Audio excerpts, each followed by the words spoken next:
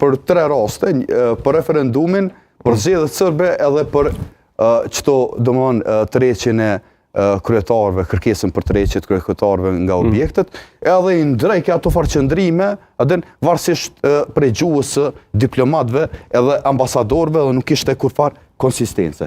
Pra nëse thuhet masa ka marrë Kosova, unë mendoj që duhet të avokohet për secili deputet largo partitë politike. Se po e kritikoni atë shumë zotin Abdexhiku për thirrësin me letra të bëhet pjesë e koalicionit. Po sepse ne çka mendojnë. Unë mendoj që Lëvizja e Vendosje është në një bosh tjetër, Partia Demokratike është në një bosh tjetër.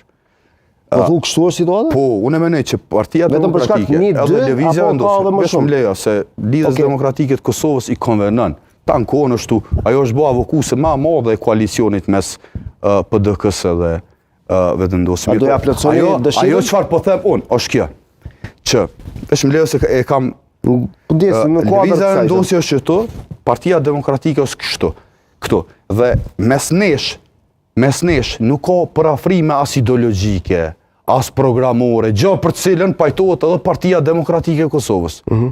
Në sondazhin e fundit për shkak që kam pa unë, ka parafrim të elektoratit më shumë me Lidhjen Demokratike e Kosovës. Pra, kur e kemi bërë në ofertën për Lidhjen Demokratike të Kosovës, e kemi bërë bazum, domethënë me një farë analize që e kemi bërë në terren, edhe mbi bazën një farë pëlqyeshmërie atje.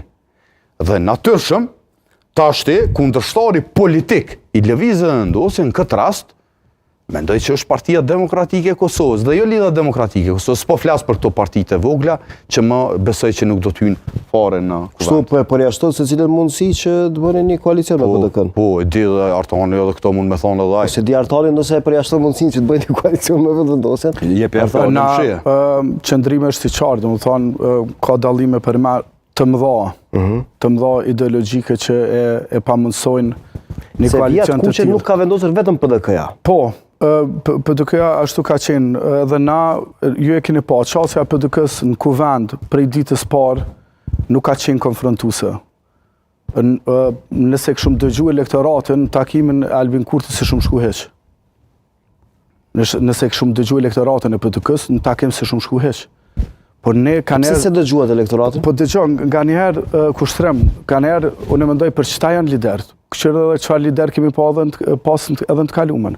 Pra nga njëherë dush me dalë edhe kundër vullnetit të elektoratit kur ti mendon se një takim i tillë, një marrëveshje, një kompromis mundet me shpëtu Kosovën nga një krizë e cila po i kushton çdo ditë.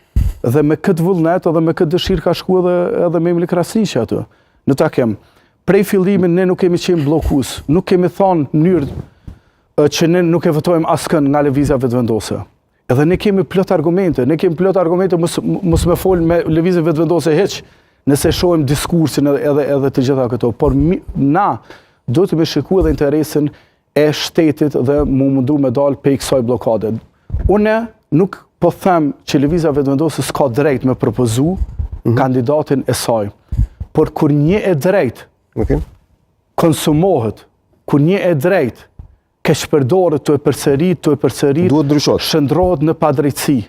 Edhe ajo tashmë është shëndru në padrejtësi, sepse qytetarët po vujnë